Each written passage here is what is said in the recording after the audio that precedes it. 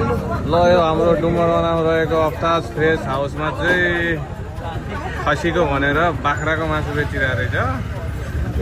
यहाँ चाहिँ पत्ता लाग्यो, पत्ता लागेर त्यहाँ चाहिँ एकदम पुलिसले इन्भेस्टिगेसन गरिरहनु भएको छ।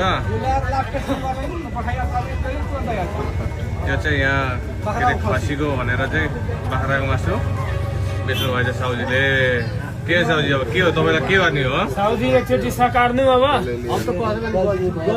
गल्ती भयो भनेर के जनताको तपाईँ स्वास्थ्यसँग खेलवाड गर्ने तपाईँलाई सजाय के दिनुहुन्छ उहाँले? अब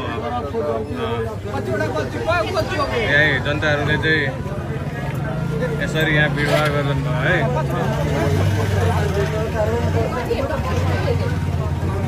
ल यहाँ डुमरवनाको मान्छेहरूलाई चाहिँ यो अफ्ताब फ्रेस हाउसले चाहिँ खसी भनेर बाख्राको मासु चाहिँ खुवाएछन् है। सबैजना अलिकति सचेत रहनु होला यस्तो कुराहरूमा।